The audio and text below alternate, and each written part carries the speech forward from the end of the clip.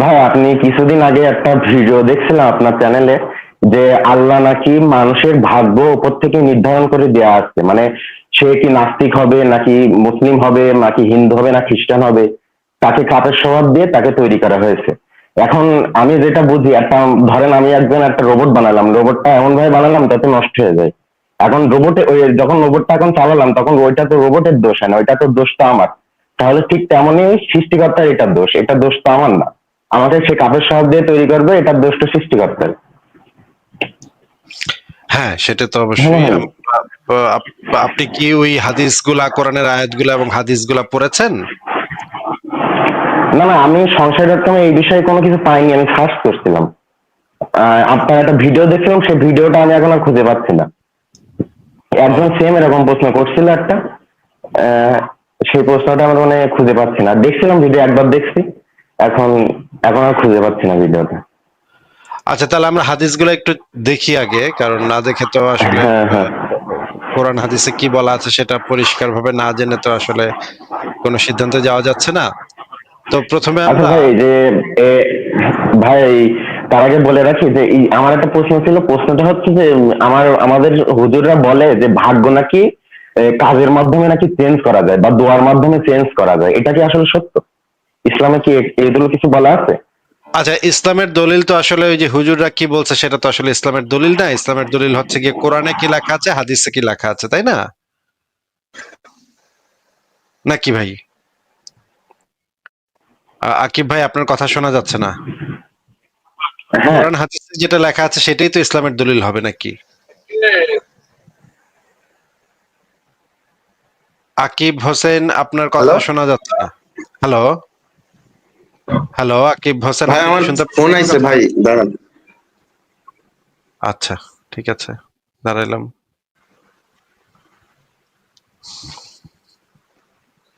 ভাই আমি শুনতে পাচ্ছি না, 1 মিনিট। হ্যাঁ, আমাকে আর একবার যুক্ত করেন তো, মানে কেটে দিয়ে যুক্ত করেন তো। আচ্ছা, ঠিক আছে, আপনাকে তাহলে আমি বের করে দিচ্ছি, আপনি আবারও যুক্ত হন। দেখি যে উনি আবারও যুক্ত হন কিনা। ওনার জন্য 1 মিনিট ওয়েট করি, উনি যেহেতু একটা কথার মাঝখানে ছিলেন, সেহেতু ওনার জন্য 1 মিনিট অপেক্ষা করি। আকিব, আপনার জন্য অপেক্ষা করছি। আপনি চাইলে আবারও যুক্ত হতে পারেন, তাহলে আপনার সাথে এই আলোচনাটা শেষ করব আমরা। না, উনি তো আর যুক্ত হচ্ছেন বলে মনে হচ্ছে না। তাহলে পরের জনের কাছে আমরা চলে যাই। ওনার তো আর যুক্ত হওয়ার কোনো, হ্যাঁ, যুক্ত হয়েছেন। তাহলে ওনাকে আমরা যুক্ত করি। আহ আকিব হোসেন, আপনি তো ভিডিও হ্যাঁ ক্যামেরা হ্যাঁ অন হ্যাঁ, করে যুক্ত যুক্ত হয়েছে। হয়েছেন। আচ্ছা ভাই, সরি, আমার দুঃখিত, আমার একটা কল আইছিল।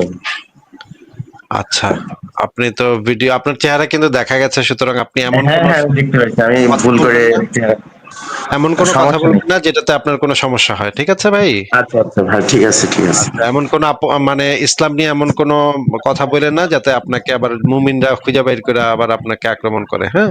তো হ্যাঁ আমরা একটা আমার ভাই, কাজ করি। হ্যাঁ, বলেন। হচ্ছে আমার একটা খুব খারাপ অবস্থা। আমি মানুষকে মনে করেন যে দোকানপাটে বিভিন্ন জায়গায় আপনার এই ভিডিও বা এইগুলো নিয়ে কথাবার্তা বলি। এখন আমি খারাপ কোনো কটূক্তিও করি না, কিন্তু এই যে হাদিসগুলো যখন আমি দেখাই, তখন আমার কল্লা উড়াই দেওয়ার জন্য ব্যস্ত।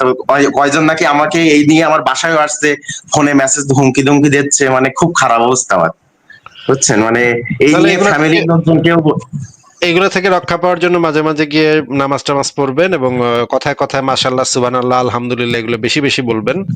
তাহলে হ্যাঁ ভাই, দেখবেন যে আমার আপনাকে, ফ্যামিলির লোকজন বলে ভাই, যে তুমি আপনারা হচ্ছে এই যে আসিফ মহিউদ্দিন, আসাদ নূর, এদের দেখি ভাই, এরা কি তোমার কি একটু বিদেশে নিয়ে যেতে পারবে না, তোমার এই করতে পারবে না, এই ধরনের সব কথাবার্তা বলে। এই ধরনের কোনো যুক্তি তো না। ঠিক আছে। আচ্ছা তাহলে ইয়া ভাই, আপনি আকিব ভাই, আপনি আমাদেরকে এই হাদিসটা একটু যদি পড়ে শোনাইতেন, এখানে কি লেখা আছে যদি। আচ্ছা আচ্ছা, কোনটুকু পড়বো? এই যে শুরু থেকে লাল পড়েন, কালি। শুরু থেকে পড়েন। সুনাদ আবু দাউদ পাবলিকেশন, আল্লামা আল বানী একাডেমির অধ্যায় নম্বর 35, সুন্নাহ। মুমিন ইবনে ইয়াস রাদিয়াল্লাহু আল্লাহ, না না সরি, মুমিন ইবনু ইসান আল, মুসলিম ইবনু ইয়াসার আল জুহানি সূত্রে বর্ণিত, সোহানি রাদিয়াল্লাহু সূত্রে বর্ণিত, একদা উমার ইবনে খাত্তাব রাদিয়াল্লাহু তাআলা আনহু আয়াত সম্পর্কে প্রশ্ন করা হলো, যখন তোমার রব আদম সন্তানকে পিঠ থেকে তাদের সমস্ত সন্তানদের বের করলেন, বর্ণনাকারী বললেন, আলকা আল কানাবির এর আয়াত পড়ছিলেন। উমার রাদিয়াল্লাহু তাআলা আনহু বলেন, আমি এ সম্পর্কে রাসূল সাল্লাল্লাহু সাল্লাম নিকট প্রশ্ন শুনেছি। রাসূলুল্লাহ সাল্লাল্লাহু আলাইহি সাল্লাম রাসূলুল্লাহ সাল্লাম বলছেন, হে মহান আদম, মহান আল্লাহ আদম কে সৃষ্টি করেছেন। সৃষ্টি করার পর স্ত্রীর ডান পিঠের বুক স্বীয় স্বীয় ডান হাতে তার পিঠ বুলিয়ে তা থেকে একদল সন্তান বের পিঠ করে বুলিয়ে, হ্যাঁ, আমি এদেরকে সন্তান জান্নাতের জন্য সৃষ্টি করেছি এবং এরা জান্নাতবাসীর উপযোগী কাজই করবে। করবে। আচ্ছা, তারপর আচ্ছা, পরেরগুলো পড়বো। হ্যাঁ হ্যাঁ, পুরাটাই পড়তে হবে তো। তারপর আবার তার পিঠ হাত বুলিয়ে একদল সন্তান বের এনে বললেন, আমি জাহান্নামের জন্য সৃষ্টি করেছি এবং জাহান্নামীদের উপযুক্ত কাজই করবে। এই কথা এক ঠিক আছে, ব্যক্তিকে একটু একটু একটু থামেন। তার মানে আমরা জানতে পারলাম যে আল্লাহ যখন আদমকে বানাইছে তখন ডান হাত দিয়ে পিঠে মানে খোঁচা দিছে, তারপরে পিঠে বুলাইছে, তারপরে একদল সন্তান বের করছে, তারপরে আল্লাহ বলছে যে এই সন্তানদেরকে আমি জান্নাতের জন্য সৃষ্টি করেছি এবং এরা জান্নাতবাসীর উপযোগী কাজই করবে। আবার একটু পরে আবার হাত বুলাইছে, আবার জাহান্নামের জন্য কিছু বাইরেছে, তাদেরকে দেখায় বলছে যে এদেরকে আমি জাহান্নামের জন্য সৃষ্টি করেছি এবং এরা জাহান্নামের উপযোগী কাজই করবে। মানে কে কোন কাজ করবে সেটা তারা কাজ করার আগেই, কোনো কিছু করার আগেই সেটা আগে থেকে নির্ধারিত, তাই না? হ্যাঁ, আচ্ছা, এরপরে পড়েন। এই কথা শুনে এক ব্যক্তি বললো, এখান থেকে পড়েন। এই কথা শুনে এক ব্যক্তি, হে আল্লাহর রাসূল, তাহলে কি আমলের মূল্য রইল? রাসূলুল্লাহ সাল্লাল্লাহু আলাইহি সাল্লাম বললেন, হে মহান আল্লাহ যখন কোনো বান্দাকে জাহান্নামের জন্য সৃষ্টি করেন তখন জান্নাতের জন্য সৃষ্টি তার করেন, দ্বারা জান্নাতের জন্য সৃষ্টি জান্নাতের করেন, জন্য সৃষ্টি করেন, তার দ্বারা জাহান্নামীদের কাজ করিয়ে দেন। জান্নাতবাসীদের কাজ করিয়ে নেন। জান্নাতবাসীদের কাজ করিয়ে দেন। শেষে সে জাহান্নামীদের কাজ করে মারা যায়। জান্নাতীদের কাজ করে মারা যায়। ও সরি ভাই, সরি, আমি বলতে দেখে দেখে ভালো করে পড়েন, দেখে দেখে ভালো আচ্ছা আচ্ছা, করে। আমি ছোট করে তো স্ক্রিন ছোট, এই জন্য আমি দেখতে পাচ্ছি। দুই আঙ্গুল দিয়ে একটু বড় করে ফেলেন, তাহলে দেখবেন বড় হয়ে আচ্ছা গেছে। দুই আঙ্গুল দিয়ে ইয়া করেন, টানেন, তাহলে বড় হয়ে যাবে। জান্নাতে কাজ করে মারা যান আর আল্লাহর এর বিনিময়ে তাকে জান্নাতে প্রবেশ করান। হ্যাঁ, আর আর যখন তিনি কোনো বান্দাকে জাহান্নামের জন্য সৃষ্টি করেন, তার দ্বারা জাহান্নামীদের কাজ করিয়ে নেন। অবশেষে সে জাহান্নামীদের কাজ করে মারা যায়। তারপর এর জন্য তিনি জাহান্নামে প্রবেশ করান। এর জন্য তিনি তাকে জাহান্নামে প্রবেশ করান। আচ্ছা, তো এই হাদিসে তাহলে আমরা কি বুঝলাম? এই হাদিস থেকে আমরা কি জানলাম এবং কি বুঝলাম ভাই বলেন তো? এই হাদিস থেকে আমরা বুঝলাম যে আল্লাহ জাহান্নামীদের জন্য মানুষ সৃষ্টি করছেন, যে কিছু মানুষ সৃষ্টি করছেন জাহান্নামীদের জন্য, কিছু মানুষ সৃষ্টি করছেন জান্নাতের জন্য। আচ্ছা, এবং তাদেরকে দিয়ে আল্লাহ করিয়ে নেন সেই কাজগুলো। হ্যাঁ, এই কাজগুলো করিয়ে নেন। মনে করেন আমি যে এই যে আল্লাহকে গালি দিচ্ছি বা নবীকে গালি দিচ্ছি, এটা আমাকে দিয়ে কে করায়? এই জাহান্নামীদের কাজটা আমাকে দিয়ে কে করায় নিচ্ছে? এটা আল্লাহ করায় নিচ্ছে। এটা তো আমি করতেছি না, তাই না? এটা তো আল্লাহ করায় নিচ্ছে আমাকে দিয়ে, যেন আমাকে জাহান্নামে প্রবেশ করাইতে পারেন আল্লাহ। যেহেতু আমাকে ওই আদম সৃষ্টির সময় যেহেতু আমাকে জাহান্নামী করে বানাইছে, জাহান্নামের জন্য সৃষ্টি করছে এবং নির্ধারণ করে রাখছে যে আমি জাহান্নামীদের উপযোগী কাজই করব, এই কারণে আমাকে দিয়ে জাহান্নামীদের কাজগুলা করাচ্ছে এবং পরিশেষে আমাকে এই কারণে জাহান্নামে প্রবেশ করাবেন, তাই না? হ্যাঁ। আর মুহাম্মদকে বানাইছে জান্নাতের জন্য নাকি? হ্যাঁ, মুহাম্মদকে জান্নাতের জন্যই বানাইছে। হ্যাঁ, এবং তাকে দিয়ে মুহাম্মদ নিজেরও কৃতিত্ব নাই, নিজেরও কোনো ক্রেডিট নাই। মুহাম্মদ যদি কোনো কিছু কইরা থাকে সেগুলো সব তাকে আল্লাহই তাকে দিয়ে করাইছে। করাইছে, হ্যাঁ। জান্নাতীদের কাজ করাইছে, জান্নাতীদের কাজ করে তারপরে তাকে জান্নাতে প্রবেশ করায় দিবেন। আবার আমাকে করাইছে জাহান্নামীদের, আমাকে করাইতেছে জাহান্নামীদের কাজ। এখন ভাই এটা তো হ্যাঁ আল্লাহ পাক করায় নিচ্ছে, যা কাউকে দিয়ে জান্নাতীদের কাজ করায় নিচ্ছে, কাউকে দিয়ে জাহান্নামীদের কাজ করায় নিচ্ছে। এনে ভাই আমারও কোনো মানে ফল্ট নাই, দোষ নেই। মুহাম্মদের কোনো গুণ নাই, আমারও কোনো দোষ নেই, মুহাম্মদের কোনো গুণ নাই, তাই না? হ্যাঁ হ্যাঁ মোহাম্মদ রে আল্লাহ পাক যা করাইতেছে, আল্লাহ পাক যা করায় নিছে, হে বেটা সেটা করছে। আমার এদের যা করায় নিতেছে, আমি বেটা সেই কাম করতেছি। এনে তো আমার কোনো কিছু করার করার কি আছে আমার, তাই না ভাই? তার মানে আমার আহ যে সমস্ত কাজকর্ম বা যে সমস্ত সমালোচনা, ইসলামের সমালোচনা, এগুলো আল্লাহ পাক আমাকে দিয়ে করিয়ে নিচ্ছে। তাহলে এখানে তো ভাই আমি তো আমার কোনো দোষ বা আমার কোনো অপরাধ এটা তো আমি দেখতে পাচ্ছি না। আরেকটা জিনিস দেখি, আরেকটা হাদিস দেখি। এটা হচ্ছে বুখারী শরীফ তাওহীদ পাবলিকেশন 6596। এখানে বলা হচ্ছে, নবী বলেছে, প্রত্যেকটি লোক ওই আমলই করে যার জন্য তাকে সৃষ্টি করা হয়েছে, অথবা যা তার জন্য সহজ করা হয়েছে। এখন যার জন্য যেই আমলি করে যার জন্য তাকে সৃষ্টি, আমাকে ভাই সৃষ্টি করা হয়েছে এই যে মোহাম্মদকে আর আল্লাহকে সমালোচনা করার জন্য আমাকে সৃষ্টি করছে। এখন আমি গালি এখানে দেওয়ার জন্য। হ্যাঁ গালি দেওয়ার জন্য মনে করেন, হ্যাঁ গালি দেওয়ার জন্য মনে করেন, এটাই যে আমার জন্য সহজ করে দেওয়া হয়েছে, এই সহজ করে দেওয়ার জন্য এটাই করতেছি, এটাই তো করবো। তাছাড়া আমি এটাই সহজ, ওটা তো আমার জন্য সহজ করে দিচ্ছে, এই জন্য করে দিচ্ছে। আমার পক্ষে তো সম্ভব না এটা করা, আমার জন্য তো কঠিন এটা করা। ঠিক আছে, আরেকটা হাদিস দেখি। সুনান তিরমিজি শরীফের 2135 নম্বর হাদিস। ওমর প্রশ্ন করেন, হে আল্লাহ রাসূল, আমলের ক্ষেত্রে আপনার অভিমত কি? আমরা যেসব কাজ করি তা কি নতুন ভাবে ঘটলো, না আগে থেকেই নির্ধারিত হয়ে আছে? তিনি বললেন, হে খাত্তাবের পুত্র, তা আগে থেকেই নির্ধারিত হয়ে আছে। মানে আমি কি করব, দেখেন এখানে দেখেন, সমস্ত কাজকর্ম কিন্তু আগে থেকেই, নতুন ভাবে কিন্তু কিছু ঘটে না, সেগুলো কিন্তু আগে থেকেই নির্ধারিত, নির্ধারিত। ঠিক আছে, এটা কিন্তু হ্যাঁ ফিক্সড। হ্যাঁ, ম্যাচ ফিক্সড হয়ে আছে। ঠিক আছে, ম্যাচ ফিক্সড হয় না ক্রিকেট খেলার আচ্ছা, সময়, এটা কিন্তু আমি একটা ছোট প্রশ্ন করি। হ্যাঁ এর বলেন। মধ্যে আমরা যদি আমল করে নিজের ভাগ্যকে বদলাই, এটা কি সম্ভব? এটা কি কোনো দলিল আছে আপনার কাছে? আমল করে নিজের ভাগ্যকে বদল, এই রকমের আমলের মাধ্যমে নিজের ভাগ্যের বদল, আসলে তাকদির কখনো বদল করা যায় না। হ্যাঁ, এই কোরআন হাদিসে যেটা সুস্পষ্ট ভাবে বলা আছে, নাকি আল্লাহর অনেকে নিয়ত যে মুফাসসিররা তাকদির। বলে যে এ, মানুষের জন্মের সময় মানে পেটে থাকা অবস্থায় নাকি ভাগ্য তৈরি করা হয়। অনেক হুজুর বলে এই কথা। হ্যাঁ, ওই হাদিসে আছে, পেটে যখন 40 দিন বয়স হয় তখন তার মানে সে কাফের হবে নাকি জান্নাতি হবে সেগুলো সব নির্ধারিত হয়ে যায় সেই সময়। কিন্তু হ্যাঁ তারও 50,000 বছর আগে আল্লাহ পাক নির্ধারণ করে রাখছে। ঠিক আছে, এখানে আমরা এই হাদিসে আমরা দেখতে পেলাম যে নির্ধারিত করে রাখা হয়েছে, আর সকলের জন্য করণীয় বিষয় সহজ করে রাখা হয়েছে। যারা সৌভাগ্যবানদের অন্তর্ভুক্ত তারা অবশ্যই সওয়াবের কাজ সম্পাদন করে, আর যারা দুর্ভাগ্যবানদের অন্তর্ভুক্ত তারা দুর্ভাগ্যজনক কাজই সম্পাদন করে থাকে। আচ্ছা, আরেকটা হাদিস পড়ি। এই হাদিসটাতে আমরা দেখি এখানে কি লেখা আছে। সুনান আবু দাউদ শরীফে যেটা বলা আছে, 4539 নম্বর হাদিসে, এখানে মানে মানে মোহাম্মদ বলতেছে, নাকি আচ্ছা, এখানে যেটা বলা হচ্ছে সেটা হচ্ছে, শয়তান তোমাদের কাউকে গুমরাহ করতে পারে না, তবে যে জাহান্নামে যাবে তার কথা স্বতন্ত্র। তিনি বলেন, অবশ্যই শয়তান তার গুমরাহির ফাঁদে তাকেই আবদ্ধ করবে যার জন্য আল্লাহ জাহান্নাম ওয়াজিব করেছেন।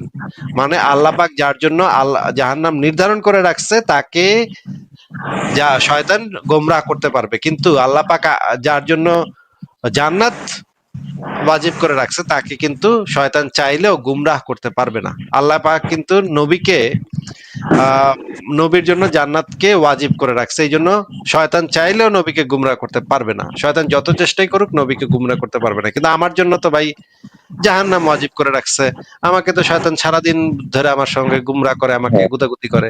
এটা তো আমার দোষ না, এটা তো শয়তানের এই গুমরাহির পথটা তো আল্লাহ পাক খোলা করে রাখছে আমার জন্য, আর এই যে মুহাম্মদের জন্য সেই গুমরাহির পথটা বন্ধ করে রাখছে। তারপর আমরা দেখি আরেকটা হাদিস দেখি, সুনান আবু দাউদ শরীফ তাহকিকৃত 2152 নম্বর হাদিস। এই যে এখানে বলা হচ্ছে, মহান আল্লাহ প্রতিটি আদম সন্তানের মধ্যে জিনার একটি অংশ নির্ধারণ করে রেখেছেন যা সে অবশ্যই করবে। সুতরাং ব্লা ব্লা ব্লা, জিনা মানে ধর্ষণও তো জিনার অন্তর্ভুক্ত, তাই না ভাই? হ্যাঁ, ধর্ষণ জিনার মধ্যে। তাহলে মনে করেন একটা লোক যখন একটা একটা মেয়েকে ধর্ষণ করে, তখন তো এই বা ধরেন মাদ্রাসায় যে হুজুররা যে ধর্ষণ করতেছে, এইগুলা তো আল্লাহ পাক আগে থেকে নির্ধারণ করে রাখছে, এবং সে তার সেটা অবশ্যই করবেই, এটা তো কোনো মুক্তি নেই এখান থেকে। আল্লাহ পাক যেটা নির্ধারণ করে রাখছে যে, মনে করেন কলিমুদ্দিন রে মানে নির্ধারণ করে রাখছে, কলিমুদ্দিন সারা জীবনে 15টা ধর্ষণ করবে, 15টা মাদ্রাসার ছাত্রকে ধর্ষণ করবে, এটা আল্লাহ পাক নির্ধারণ করে রাখছে। এই 15টার কম তো সে করতে পারবে না, তাই না? না, না, না। তাহলে 15টা তো সে করতেই হবে, সে অবশ্যই করবে 15টা। 15টার কমে তো সে করতেই পারবে না, 16টাও করতে পারবে না, যে এক্স্যাক্টলি 15টাই সে করবে। আল্লাহ পাক যেই কয়টা তার জিনা নির্ধারণ করে রেখেছে, সেই কয়টা জিনাই সে করবে। আচ্ছা, এবার আমরা দেখি আমলের কোনো মূল্য আছে নাকি, দেখি আমরা। হুম হ্যাঁ, আহ এই যে যে হাদিসটার কথা আপনি বললেন, সেটা আমি এখন পড়ে শোনাচ্ছি। বুখারী শরীফ 3208 নম্বর হাদিস।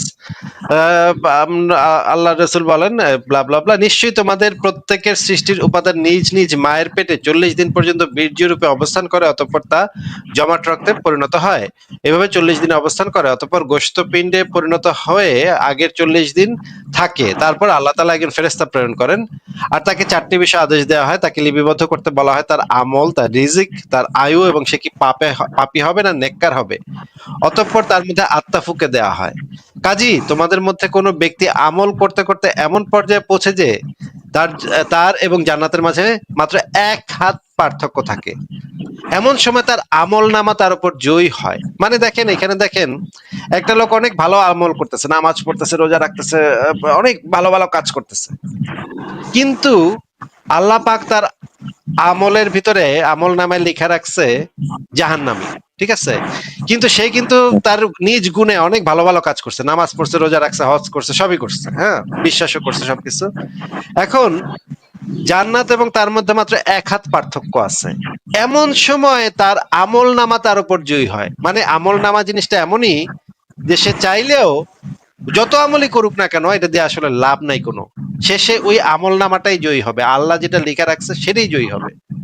আমল নামাতে আল্লাহ পাক যেটা নির্ধারণ করে রাখছে, শেষমেশ গিয়া সেটাই জয়ী হবে। এবং সে অনেক ভালো ভালো কাজ করতে করতে গিয়া শেষে 1 হাত মাত্র পার্থক্য ছিল জান্নাতের কাছে, কিন্তু এই সময়ে সে জাহান্নামীদের মতো আমল করে। আর একজন আমল করতে করতে এমন স্তরে পৌঁছে যে তার এবং জাহান্নামের মাঝে মাত্র 1 হাত তফাৎ থাকে, এমন সময় তার আমল নামা তার উপর জয়ী হয়, ফলে সে জান্নাতবাসীর মতো আমল করে। দেখেন, এখানে কিন্তু পরিষ্কার ভাবে বলে দেয়া আছে যে শেষমেশ গিয়ে আপনি যত ভালো বা যত মন্দ কাজই করেন না কেন, শেষমেশ গিয়ে আপনার ওই আমল নামাটাই পাট করে গিয়া আপনার সমস্ত কাজ ঘুরাই দিবে। আপনার সমস্ত মানে মানে আপনার যে আপনি মনে করেন অনেক ভালো কাজ করে একটা পুণ্যের পাহাড় তৈরি করছেন, ওইখানে পুরোটাতে পানি দিয়ে দিবে, পানি ঢেলে দিবে, যে শেষমেশ গিয়ে দেখা যাবে 1 হাত বাকি আছে, তখনই গিয়ে দেখা যাবে আমল নামাটা জয়ী হয়ে গেছে। ভাই, এই হাদিসটা কি বোঝা যাচ্ছে? হ্যাঁ, বোঝা যাচ্ছে ভাই। আমার মনে হয় কি ভাই, এই যে আমরা কি আমল করব, কি করব, সবকিছু আল্লাহ নির্ধারণ করে রাখছে আরশে আজিমে। হ্যাঁ, এবং কোরআনেও যে জিনিসটা বলা আছে, যে কোরআনে যেটা বলা আছে যে 2 নম্বর সূরা বাকারার 7 নম্বর আয়াতে বলা আছে, আল্লাহ তাদের অন্তর ও কানের ওপর মোহর মেরে দিয়েছেন। আল্লাহ তাদের অন্তর এবং তাদের কানে মোহর লাগিয়ে দিয়েছেন, এবং তাদের চক্ষুসমূহে রয়েছে পর্দা, তাদের জন্য রয়েছে মহা আযাব। এটা কাফেরদের সম্পর্কে বলা হয়েছে। মানে তারা যে মানে ইসলামের সত্যতা জেনেও যে বুঝতে পারতেছে না, এটা হচ্ছে কারণ হচ্ছে আল্লাহ পাক তাদের অন্তরে এবং কানে মোহর দিয়ে দিছে, এই জন্য তারা দেখাও চিনতে পারতেছে না সত্য, যে আল্লাহ কোরআন যে সত্য, এটা তারা নিজে নিজে যাই না, এটা বুঝতে পারতেছে না, তাদের কারণ তাদের অন্তরে মোহর লাগাই দিছে আল্লাহ। আরেকটা হাদিস আছে, আহ এটা হচ্ছে গিয়ে 81 নম্বর সূরার 29 নম্বর আয়াত। এখানে বলা আছে, তোমরা ইচ্ছা করো না, তোমরা ইচ্ছা করতে পারো না যদি না সৃষ্টিকুলের রব ইচ্ছা করেন।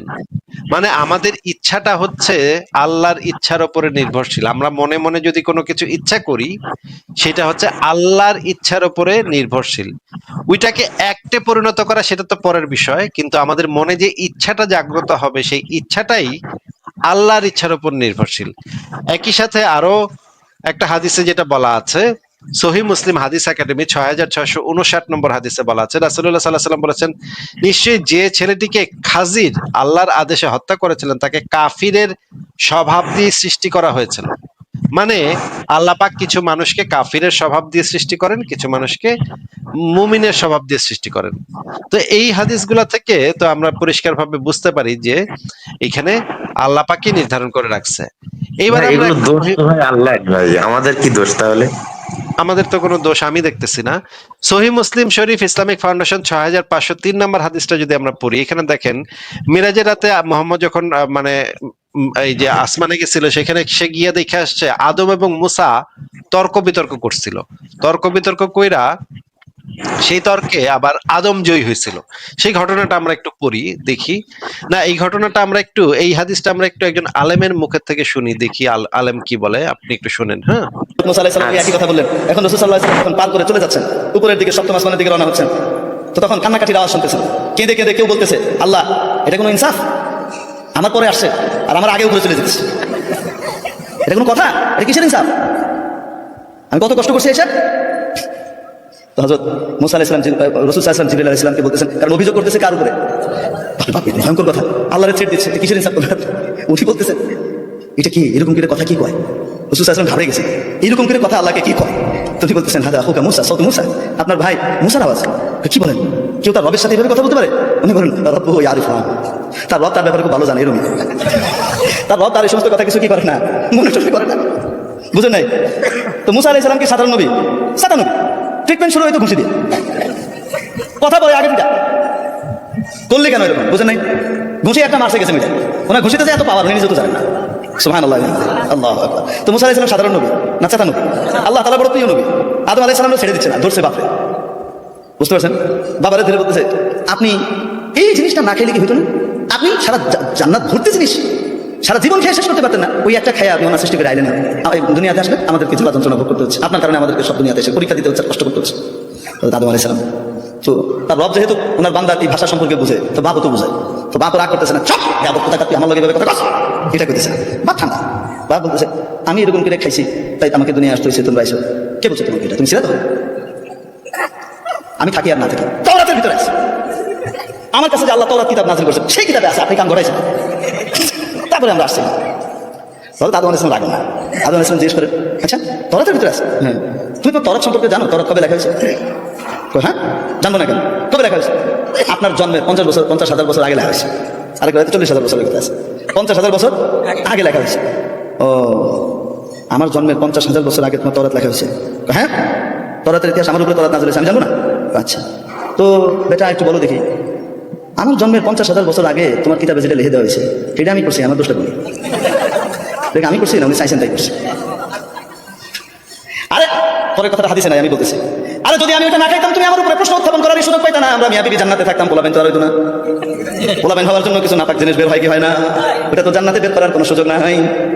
তো তোমার দুনিয়াতে আসার জন্য তো, এই কথা করার জন্য তো আমার নিচে আসা দরকার ছিল।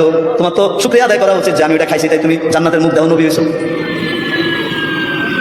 এটা উনি আমি ভাবার তো বললাম, কিন্তু আদম আলাইহিস সালাম বলছেন যেটা আমার জন্মের এত হাজার বছর আগে তোমার কিতাবে লিখে দেওয়া হয়েছে সেটার জন্য কি আমি দায়ী? আদম মুসা আলাইহিস সালাম চুপ মেরে গেছেন। রাসূলুল্লাহ সাল্লাল্লাহু আলাইহি ওয়াসাল্লাম এখানে বলেন, খুব মজার কথা, ফাহাজ্জা আদম মুসা, আদম মুসাকে পথ কেটে ফেলাই দিয়েছে। আদম মুসাকে এভাবে কি করছেন? ধাই করে ফেলে দিয়েছেন, হারিয়ে দিয়েছেন। আমরা বলি না, আদম মুসাকে কি করেছেন? হারিয়ে দিয়েছেন। রাসূল সাল্লাল্লাহু আলাইহি ওয়াসাল্লাম এটা যখন বলেন, বলতে গিয়ে হেসে দিয়েছেন, কারণ বাপের গর্ব তো নিজের গর্ব।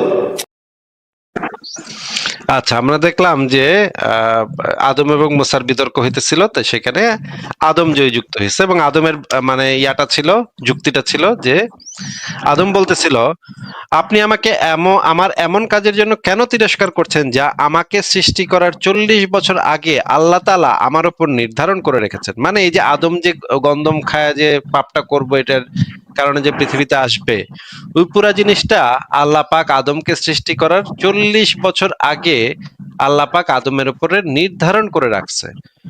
এই কারণে আদম বলতেছে, আমার তো তাতে তেলে কোনো অপরাধ নাই, এটা তো আল্লাহ পাক আমার দিয়ে করায় নিছে। আল্লাহ পাকের ইয়া অনুসারে আমি করছি।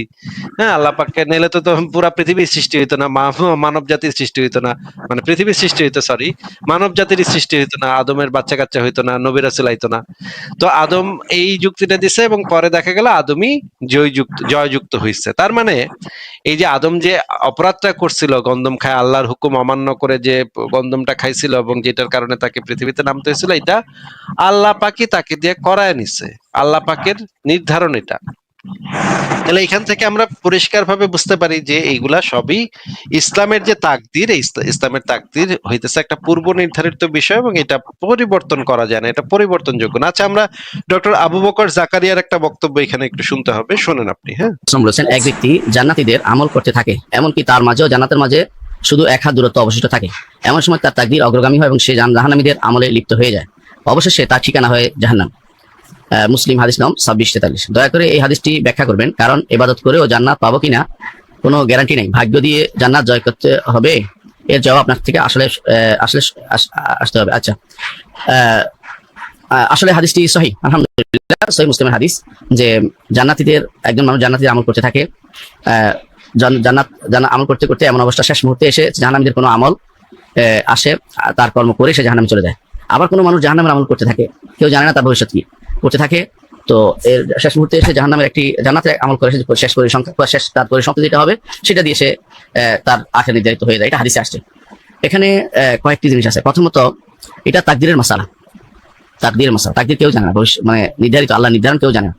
আপনার আমার এবং সমস্ত পৃথিবী, সমস্ত সৃষ্টির 50,000 বছর আগে আল্লাহ তাআলা সব নির্ধারণ করেছেন যে তিনি কি করবেন, কাকে কিভাবে কখন জান্নাতের ব্যবস্থাপনা করবেন, কার জন্য জাহান্নামের ব্যবস্থাপনা করবেন, কে ভালো থাকবে, কে মন্দ থাকবে, কে সুস্থ থাকবে, অসুস্থ হবে, কে দুনিয়াতে তার ধনী হবে, কে ফকির হবে, সবই নির্ধারিত, কোনো কিছু অনির্ধারিত নেই। যদি বলতেন যে আল্লাহ নির্ধারণ করে রাখলে আমি আর কেন, এটা যেমন প্রশ্ন আছে, উল্টাটাও বলতে পারতেন যে এমন আল্লাহ কেমন হলো যিনি আমার ব্যাপারটা জানেন না, আমি কি করবো জানেন না, আমার সৃষ্টি করছে অথচ আমি কি করতে পারবো জানেন না। এটা উল্টাটা হয় প্রশ্ন। এই জন্য প্রশ্নের কোনো শেষ নেই। ঈমান হচ্ছে বেহুদা প্রশ্ন না করে বাস্তব জায়গায় আসা, যেটা প্রশ্ন করার জায়গা। দেখুন, আল্লাহ তাআলা হাদিস যেভাবে আসছে, বিভিন্ন হাদিসে আসছে, রাসূলুল্লাহ সাল্লাল্লাহু আলাইহি ওয়াসাল্লাম বলেছেন যে তিনি কিছু সৃষ্টি করে বলেছেন ডান হাতে নিয়ে বলেছেন এগুলো আমি জান্নাতের জন্য সৃষ্টি করেছি, ওয়ালা উবালি, আমি কারো পরোয়া করি না। আবার অন্য হাতে নিয়ে বলেছেন এগুলো আমি জাহান্নামের জন্য সৃষ্টি করেছি, আমি কারো পরোয়া করি না। আবার হাদিসে আসছে আল্লাহ তাআলা তিনি সৃষ্টি করে যাদের উপর তার আলো ফেলেছেন তারা ঈমান আনবে, যারা আলো ফেলে না অন্ধকারে তারা ঈমান আনবে না। এগুলো তার ফাআলু লিমা ইয়াশা, যা ইচ্ছা তা করেন। তাকদীর হচ্ছে এটাই, আল্লাহর ইচ্ছা, আল্লাহর ইলম, আল্লাহর জ্ঞান, আল্লাহর লেখা, তার ইচ্ছা এবং তার সৃষ্টি, এটা হলো তাকদীর। তাকদীর হচ্ছে তিনি যা জানেন সেটা তিনি লিখে রেখেছেন, সেটা তিনি ইচ্ছা করেন, সেটা সংগঠিত হয়ে যায়। এখন তিনি কার জন্য কি লিখেছেন এটা তার নির্ধারিত, নিঃসন্দেহে নির্ধারিত। যদি এটা না হতো তাহলে আপনি বলতেন যে এমন আল্লাহ কিভাবে আসলো যে আল্লাহ কিছুই জানেন না, আমার ভবিষ্যৎ কিভাবে তিনি জানেন না। দুনিয়ার বুকেই কোনো মানুষ যদি দুনিয়ার বুকেই দেখবেন যে কোনো কাজ করে, কোনো একটা তৈরি করে, যদি এটার ভবিষ্যৎ কি না জানে, বলে তুমি তো একটা বোকা, কি জানো না এটা কি উড়বে না উড়োজাহাজ বানাইছে, যে ব্যক্তি বলছেন উড়বে কি উড়বে না জানি না, তাহলে জানে না, অজ্ঞ। আল্লাহ তাআলা আমাদের সৃষ্টি করেছেন, পৃথিবী সৃষ্টি করেছেন, প্রত্যেকটি জীব তিনি সৃষ্টি করেছেন, যা ইচ্ছে তা, জীব এবং নির্জীব সবই তার সৃষ্টি, সবই যা ইচ্ছে তা তিনি করেন, তো তিনি জানবেন, এটা হলো স্বাভাবিক জিনিস। সেই হিসাবে একজন মানুষের তাকদীর তিনি নির্ধারণ করে রেখেছেন, কি হবে না হবে সবই জানেন। আচ্ছা, আমরা দেখলাম পুরো মোটামুটি সবকিছুই আমরা দেখলাম। এবার আপনি আকিব হোসেন, আপনি বলেন আপনার কি এই বিষয়ে কোনো মতামত বা কোনো প্রশ্ন আছে? হ্যাঁ, যা বুঝতে পারলাম এই আবু বকর, এই যার লাস্টের দিকে যাকে দেখালেন, এনার কথা আমি কিছুটা বুঝতে পারছি যে আল্লাহ হচ্ছে মানে মানুষকে সৃষ্টি করে রাখছেন, মানে ভাগ্যগুলো নির্ধারণ করে রাখছেন, এবং সেই ভাগ্য করবে, কি আমল করবে, কি খাবে, কাকে বিয়ে করবে, সবকিছু আল্লাহ নির্ধারণ করে রাখছে। আমি এইটুকু বুঝতে পারছি। যতটুকু যা একদম পুঙ্খানুপুঙ্খ ভাবে সবকিছুই নির্ধারিত হয়ে আছে, ওই তাকদীরে লিখিত হয়ে গেছে। এটা আর তো এই তাকদীরের লিখন তো আর পরিবর্তনযোগ্য না। এবং আরেকটা হাদিসে বলা আছে যে তাকদীরের যেই কলমটা দিয়ে লিখছিল সেই কলমটা শুকায় গেছে। আপনাকে সেই হাদিসটা বের করে আমি দেখাচ্ছি যে যেই কলমটা দিয়ে লেখা হয়েছিল সেই কলমটা ইলম লেখার পরে তাকদীরকে যেই কলমটা দিয়ে লেখা হয়েছিল সেই কলমটার কালি শুকায় গেছে। তো হাদিসটা আমরা একটু দেখি, দাঁড়ান। এই কলমটা শুকায় যাওয়া মানেই হচ্ছে কি এটা কোনো পরিবর্তনযোগ্য না। দেখেন, আল্লাহর ইলম মোতাবেক লেখার পরে কলম শুকিয়ে গেছে, দেখা যাচ্ছে ভাই পরিচ্ছদ? হ্যাঁ, দেখা যাচ্ছে।